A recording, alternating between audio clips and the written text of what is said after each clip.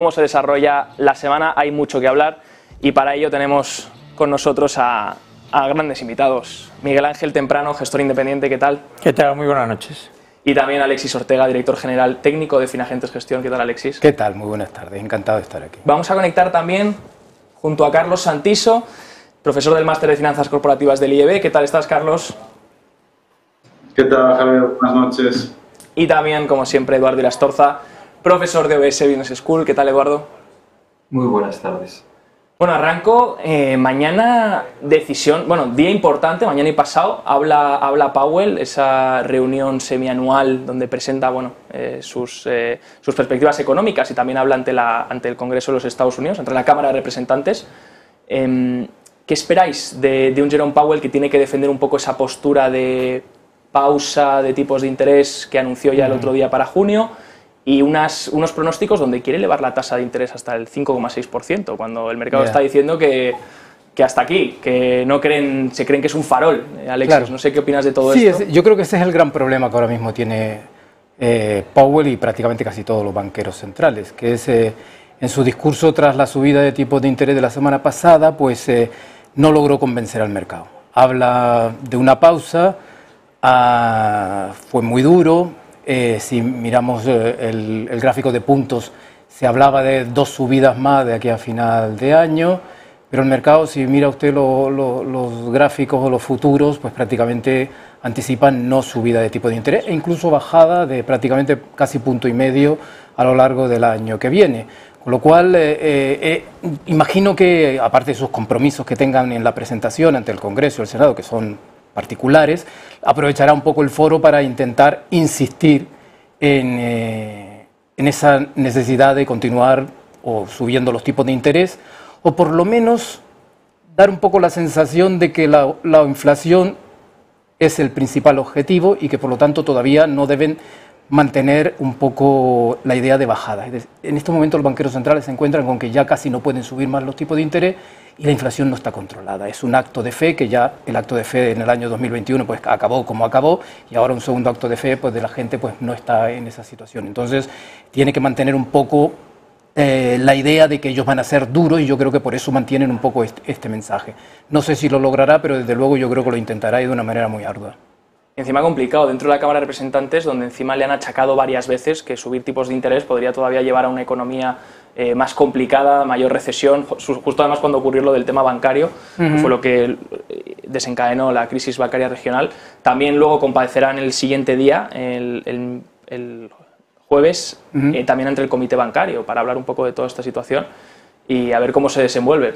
Un Powell duro, nos dices, Alexis, Miguel Ángel, ¿qué opinas?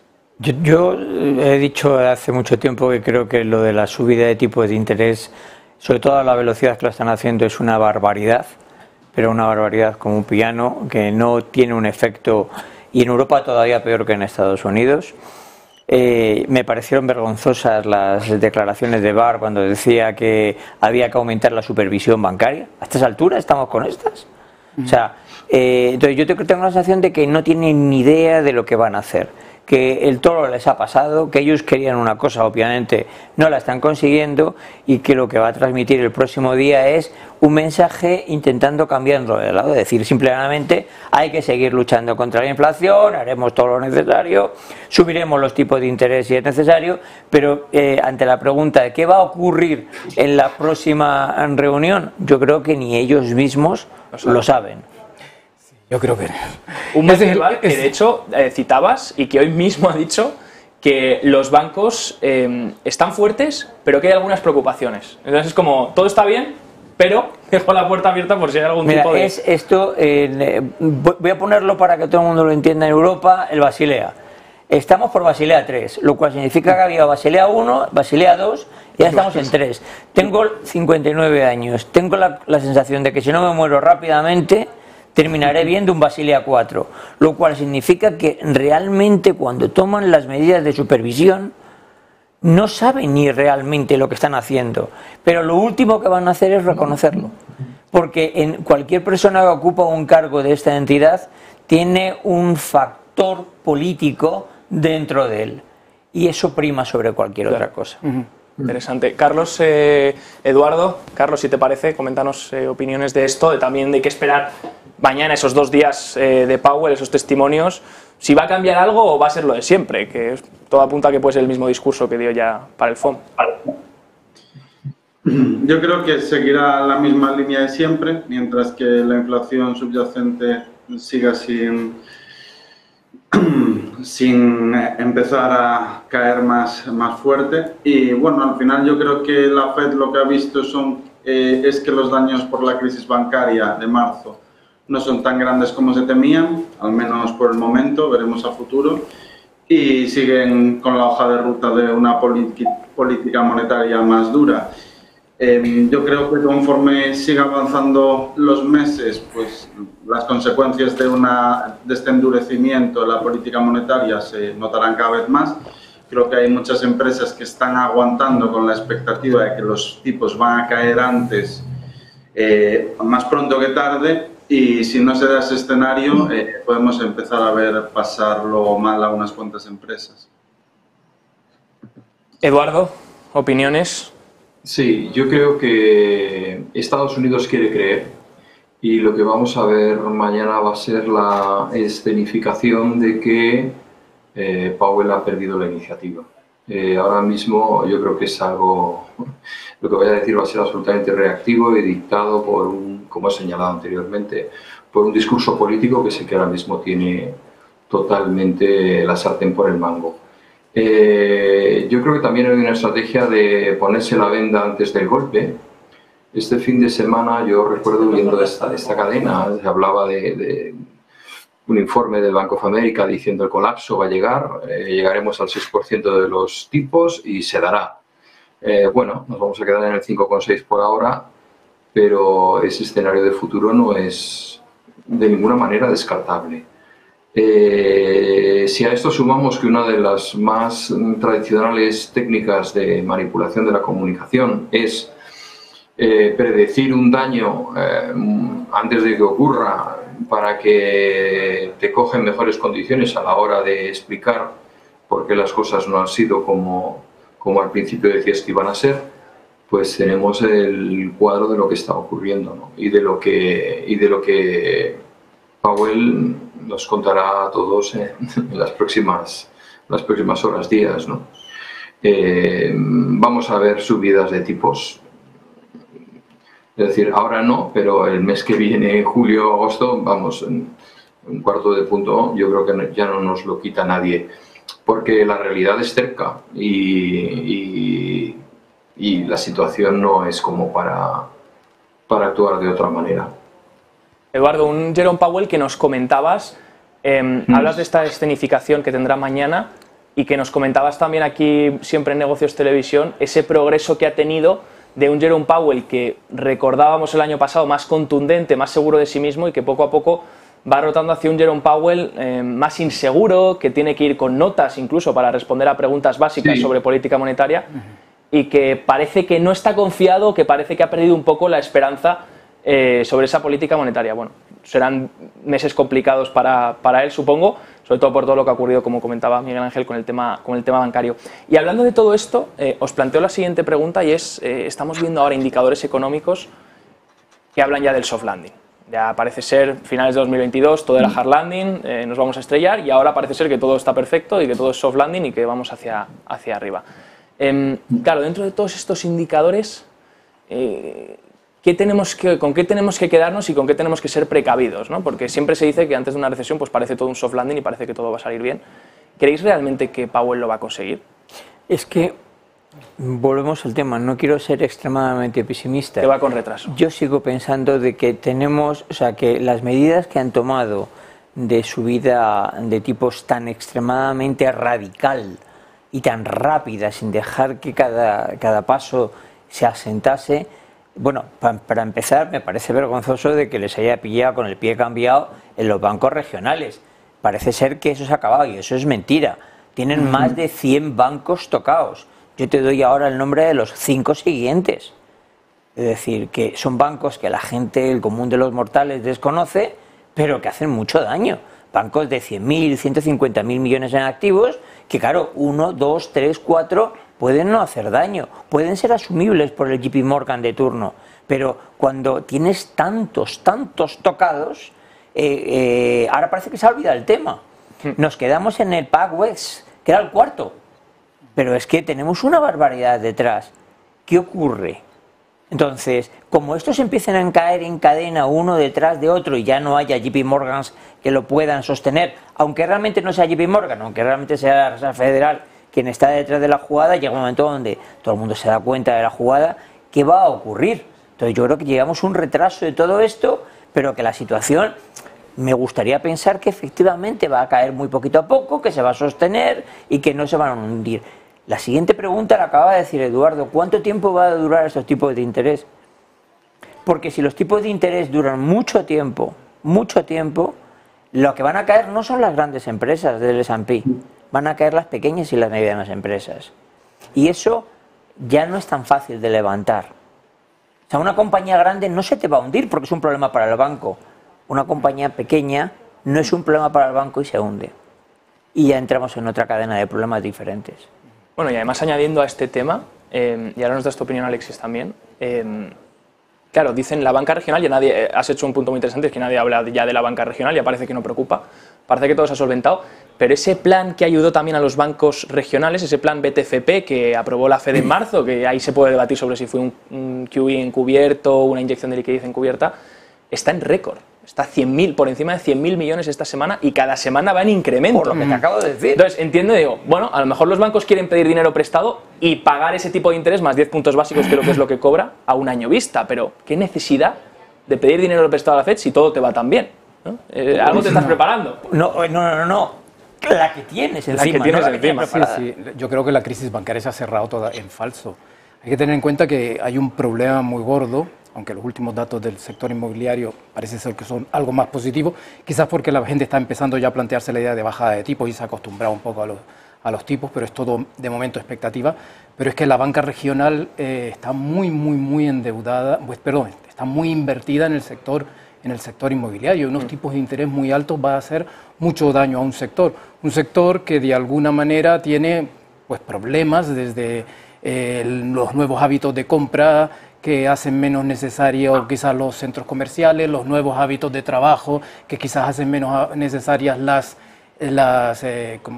oficinas, vamos a decir que también una población muy apretada por la inflación que tiene problemas como para pagar las hipotecas y por tanto de alguna manera un sector inmobiliario que la banca regional tiene más invertido que la banca grande. Y por lo tanto, de alguna manera, es muy vulnerable a una situación como esa. Con lo cual, el sector inmobiliario es un sector muy dependiente de los tipos de interés y unos tipos de interés altos, más altos o altos durante muchísimo tiempo, es un problema. Y cuando este empieza ya directamente se encadenan otros. Yo, sinceramente, no entiendo por qué realmente estamos dejando de lado todo el tema del sector bancario, puesto que yo creo que es el siguiente foco de atención que en algún momento tendrá que aparecer. Y van llegando noticias, porque aquí comentábamos en Negocios Televisión, cada semana nos van llegando noticias nuevas del tema inmobiliario, sobre todo comercial, que era el que estabas comentando, Alexis. Bueno, en Suecia tienen una montada increíble, ya está empezando a afectar a SBB, el otro día Fast Partners, recalificaciones a la baja sobre la deuda de varias agencias de calificación. En San Francisco ya los dos hoteles más grandes de la ciudad ya han impagado sobre la deuda que tenían. Estamos viendo también centros comerciales en Irlanda, algo global que se está extendiendo. Claro. Y sin embargo, si hablamos del sector inmobiliario, que en principio debería ser el más afectado por una subida de tipos de interés, tipos hipotecarios por encima del 7 y el Euribor por encima del 4, en Estados Unidos hoy sorprende un dato, que ya lo lanzo para que también lo comentemos, porque lo ves y dices, ¿cómo puede ser posible? Los inicios de construcción de viviendas se disparan un 23% este mes.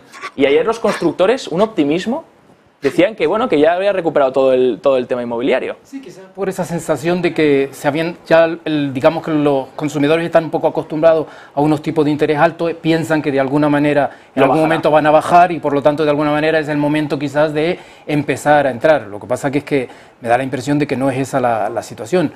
Estamos sufriendo un poco las consecuencias de todas las malas soluciones a la crisis del 2008, que ha sido inflar el sector inmobiliario, inflar las bolsas, y ahora realmente lo que nos hemos encontrado sencillamente es con un problema muchísimo más gordo. Porque, por ejemplo, en el tema de la inflación constantemente se habla de de si es necesario más subir los tipos de interés. Yo creo que no debería ser necesario subir más los tipos de interés. Eso no quiere decir que no haya que hacer otras cosas. Yo creo que en estos momentos lo que tenemos que empezar a plantearnos es que la política fiscal tiene que empezar a arrimar un poco el hombro para controlar la inflación, porque hasta ahora no hemos utilizado nada más que la política monetaria para arreglar la inflación. Entonces, si lo queremos arreglar solo con política monetaria, los tipos van a tener que subir porque la inflación subyacente no está nada controlada. Estamos ahora en unos niveles de inflación subyacente en Estados Unidos en donde incrementarse un 0,3, más de un 0,3 mensual es muy habitual. Llevamos más de año y medio. Pero perdona, es que además ha ocurrido otra cosa. La otra herramienta de política monetaria, que es la oferta monetaria, la reducción de la masa monetaria en circulación, es ridícula. Lo que se ha hecho es, justamente como no se ha reducido cuando se tenía que reducir, has creado con la subida de tipos un problema en todos estos tipos de bancos, pues ahora ya te la acabas de cargar porque acabas de hacer una especie de QE encubierto. Por lo tanto, la posibilidad de utilizar la segunda herramienta que tienes, que debería haber sido la primera, te la has cargado. Claro, ese es el problema, porque el origen de la inflación ni son los trabajadores, ni son los márgenes comerciales, son una política monetaria ultra expansiva. La M1 pasó de 4 a 16 en una semana. Y la M2 de 20 a 22 y luego subieron hasta 24 billones y han apenas caído 2 billones, prácticamente casi no se ha hecho nada. Y luego más tarde en la política fiscal no se ha hecho nada. Y lo peor de todo no es que no se haya hecho nada, es que no se quiere hacer nada. Es que realmente si mira todo el espectáculo que hemos tenido con el tema del límite de endeudamiento es absolutamente vergonzoso. La única solución que han llegado es mirar para otro lado, vamos a hacer que la ley no se cumpla para que sencillamente lleguemos a las elecciones y no sea ningún tipo de tema.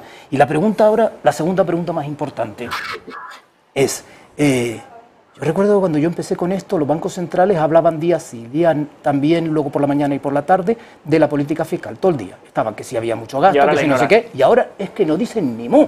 Ahora es que prácticamente lo ha mencionado, de que tendría que cooperar Europa. Porque le tocaba, pero le tocaba y se lo llamaron por teléfono. ¿Y cuál puede ser la razón? Que yo creo que en estos momentos los bancos centrales han sido cómplices necesarios en esa desfase o en ese despilfarro fiscal. Y ahora mismo quizás no pueden llamarle la atención cuando ellos son realmente los culpables. Responsables. Es interesante. Carlos, Eduardo, opiniones de todo esto. Sí. Hay mucho que comentar. Carlos, coméntanos. Bueno, yo creo en línea con lo que comentaba anteriormente que el repunte del mercado inmobiliario está relacionado con la sensación de ese soft landing, de que lo peor ya ha pasado y más pronto que tarde empezarán a bajar los tipos de interés. No se lo cree de todo el mercado los tipos de interés y es por ello que las bolsas cotizan en máximos históricos. No hay mucha duda respecto a eso. Y creo que el mercado inmobiliario en Estados Unidos piensa que lo peor ya ha pasado, nada que ver con como comentaban los países nórdicos, que lo comentamos la semana pasada. Y hay cierto optimismo. También la FED revisando las expectativas de crecimiento al alza, etcétera, etcétera. Igual que a finales de año hablábamos de 2022, hablábamos de que había tal consenso sobre el hard landing que no lo veía probable, ahora hay tal consenso sobre el soft landing que ya veo más probable que en los próximos meses la política monetaria y los tipos de interés en estos niveles impacten. Lo que no hay duda es que la forma de valorar el inmobiliario es y será siempre la misma, muy relacionada con los cap rates, con los tipos de interés en el 5% y las hipotecas en los niveles actuales que están por encima de 6 a 30 años. Las valoraciones inmobiliarias tienen que recortar, es indudable, salvo, como piensa el mercado, que los tipos de interés caigan sin recesión en el corto medio plazo. Eduardo. Sí, yo quisiera retomar algunas de las piezas del puzzle y hacer mi composición de la imagen, ¿no? Se ha hablado banca regional. La banca regional también se ha dicho, está extraordinariamente expuesta al sector inmobiliario. Pero el sector inmobiliario se está recuperando, se está recuperando el sector inmobiliario de la vivienda. Tú lo has señalado muy bien. Centros comerciales que cierran, hoteles que no van adelante. Es un cambio de modelo, es un cambio de situación, sí, de acuerdo, pero de todas maneras esa parte del sector inmobiliario no levanta cabeza, ¿no? Tiene un horizonte bastante negro. Esos bancos regionales, lógicamente, pues ven su oportunidad de futuro en que haya un desarrollo inmobiliario orientado a la vivienda y están cifrando en que alguien comprará esas viviendas o se habrá comprometido a pagarlas o habrá adquirido unas hipotecas, con lo cual ya el problema habremos puesto el ventilador. Habremos puesto el ventilador y habrá muchísima más gente que estará pensando en vamos a solucionarlo en bien de todos. Yo predigo, en base a estas situación, a estas pautas, que lo que no me sorprendería ver en absoluto en el futuro es a grandes bancos que continuarán adquiriendo pequeños bancos regionales y, por supuesto, no pagarán ellos, pagará el Estado a través de ellos, y mostrarán una imagen súper responsable y eficiente, asumiendo la ineficiencia de esos bancos regionales que se habrán metido ellos solos en este berenjenal. Yo creo que estamos, como Escarlata O'Hara, pensando, bueno, eso ya lo veremos mañana. Y hoy estoy a otra cosa. Y Powell está viendo que a través de todo este viaje, lo que se va a poner en absoluto entredicho va a ser su prestigio y el prestigio de la institución que encabeza. Interesante esta diferencia, ¿no?, entre vivienda unifamiliar y mercado inmobiliario comercial, ¿no? Que es lo que apuntas, ¿no, Eduardo? Que porque una esté mejorando o haya más demanda y por eso los constructores están dando esa oferta, claro, el problema está en la parte comercial, ¿no? Oficinas, hoteles, lo que comentaba también Alexis, ¿no? Y la dimensión política, porque al final son millones de americanos que adquieren nuevas viviendas, no es lo mismo que un promotor que levanta un edificio y si sale mal parado pues es él, ¿no? Pero ya es el conjunto de la sociedad, con lo cual tiene un poderoso aliado para en la opinión pública y en un montón de americanos entrampados a cara a un futuro a la hora de buscar la solución desde arriba, ¿no?, desde la política. Creo que queríais añadir algo. Bueno, curiosamente por lo que acaba de decir él, que la confianza en la Reserva Federal.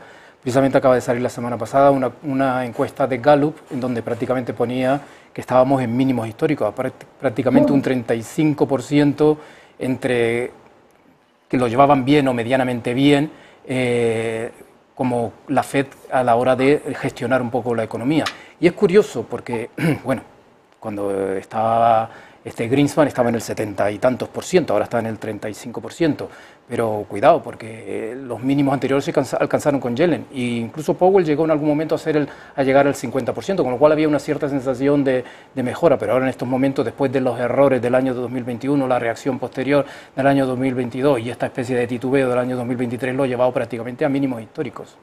Aprovecho para preguntaros, ¿qué significa, claro, qué impacto podría tener líderes como los que tenemos actuales, ya no me extiendo tanto solo a la política monetaria, sino a la política también como tal y geopolítica, líderes que poco a poco van perdiendo confianza, sobre todo si en el caso de la política monetaria miramos a Powell, que ya el mercado no les cree, que directamente dicen algo del mercado no se lo cree, tanto en cuanto a expectativas como en cuanto a inflación, con el error de la inflación transitoria.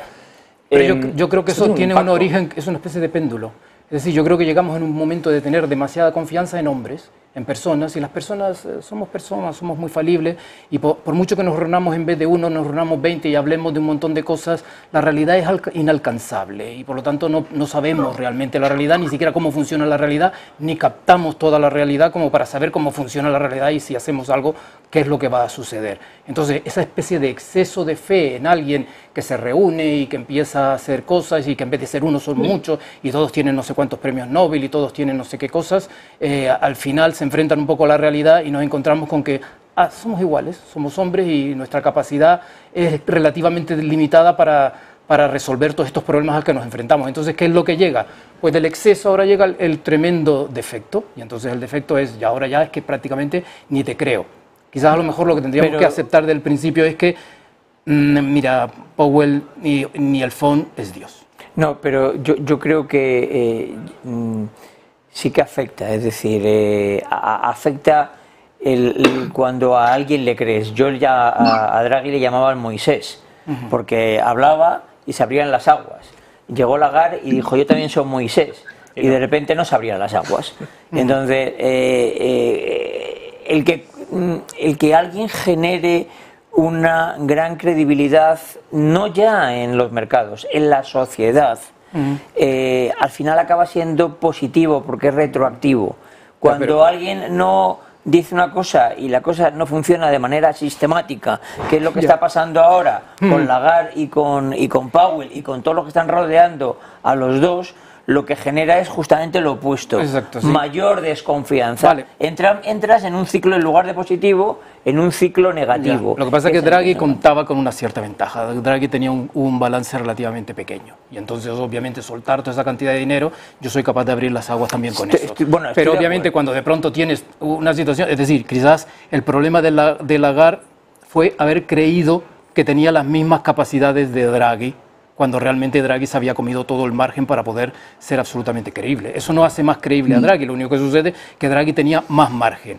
Y obviamente la credibilidad siempre es muy importante, yo no voy a negar que la credibilidad no es importante, es muy importante, ahorra muchos esfuerzos, costes, etcétera. Pero de raíz tenemos que empezar a plantearnos la idea de que los gobernadores y los banqueros centrales tienen una visión también relativamente limitada y es bueno que haya una cierta contraposición. Es decir, todo funciona bien cuando hay límites, cuando elegimos a los mejores y los tratamos como los peores, y no sencillamente elegimos a los peores y los tratamos como los mejores. Sí, pero fíjate, antes, perdonad que interrumpa, No. pero has puesto el ejemplo perfecto, Moisés. Draghi era Moisés, pero no olvidemos que Moisés tenía un plan. Los nuevos Moisés no lo tienen. Moisés no hubiera sacado al pueblo de Israel si no les hubiera dicho que esperaba una tierra de leche y miel. No hubiera conseguido si no tuviese un decálogo de cómo hay que comportarse. No lo hubiera conseguido si les hubiese dicho sois el pueblo elegido. Es decir, si hubiera, ¿dónde vamos? No lo sé. ¿Quiénes somos? Pues no está claro. ¿Cómo nos vamos a mover? Pues en función de lo que nos digan. ¿Y hacia dónde vamos? Pues tira para allá. O sea, yo estoy seguro que en ese plan hubiera durado Moisés pues lo que está durando Lagarde. Hasta la próxima duna, ¿no? Entonces yo lo que veo es una falta de visión de hacia dónde nos dirigimos. La gente está dispuesta a hacer sacrificios, pero cuando hay un escenario de certezas, y ese escenario de certezas no se da. Como decía al principio, es que lo grave de todo esto es que la percepción es que la percepción que se tiene es que la Fed ha perdido la iniciativa, no es dueña de su destino. No es dueña de su destino y cuando sale, pues coloca los folios, mira al infinito y procura que dure lo menos posible. Y esa es la sensación de Moisés que se escaquea en este caso, ¿no? Pero los problemas que se enfrenta, obviamente, en estos momentos Powell son herederos de otros errores acumulados durante un cierto tiempo. Entonces, me refiero a que cuando alguien se tiene que enfrentar a un problema con 0 problemas acumulados, es más fácil de gestionar que cuando de pronto te encuentras con que todos los errores y las malas acciones de tanto tiempo ahora te dejan un margen estrechísimo. Entonces, no quiero decir que no quiero tampoco hacer algo en favor de Lagarde, porque no tengo ninguna confianza en Lagarde, ¿me entiendes? Pero en cualquier caso le digo, mira, es que tú tienes menos espacio, ya se acabaron las trampas. Claro. Carlos, concluimos contigo este bloque, además te tenemos que despedir, tienes que marchar. Opiniones de todo esto, la confianza también de los miembros de los bancos centrales, si impacta en algo o si no impacta, todo este punto de vista de lo que hemos comentado. Bueno, yo creo que a pesar de las imprudencias que se han cometido en los últimos 10 años, Estados Unidos, la Reserva Federal, sigue gozando la confianza del mundo. Es por ello que el dólar ahora mismo cotiza en niveles bastante elevados, se ha revalorizado este año, es decir, que a pesar de las inyecciones encubiertas y demás, el dólar sigue siendo divisa de referencia con una demanda altísima. Veremos si es una moneda que puede cambiar en el corto o medio plazo, no lo creo, quizás en el largo, pero la realidad es esa. Si acudimos al mercado de divisas y vemos la demanda, el volumen y los precios a los que se mueven los pares, no vemos que por el momento haya una pérdida de confianza en las divisas más fuertes. Quizás el yen es el que más ha sufrido los últimos años y porque su política monetaria diverge un poco de las demás áreas geográficas, pero en lo que respecta a dólar, euro y demás, pues bueno, a pesar de, como he dicho, hemos visto grandes imprudencias, las divisas siguen teniendo una altísima demanda, moviendo volúmenes gigantescos y contra sus otros pares, que también cometen imprudencias, comportándose con relativa fortaleza. Pues nos quedamos con estas conclusiones. Gracias a los cuatro. Despedimos aquí ya la tertulia económica. Alexis Ortega, director general de Finagentes, técnico de Finagentes Gestión, gracias por estar aquí. Miguel Ángel Temprano, gestor independiente, mil gracias. Carlos Santiso, profesor del Máster de Finanzas Corporativas del IEB, como siempre un placer. Y Eduardo Irastorza, profesor de OBS Business School. Que tengáis buena noche y gracias por vuestro tiempo. Lo mismo deseo. Vale.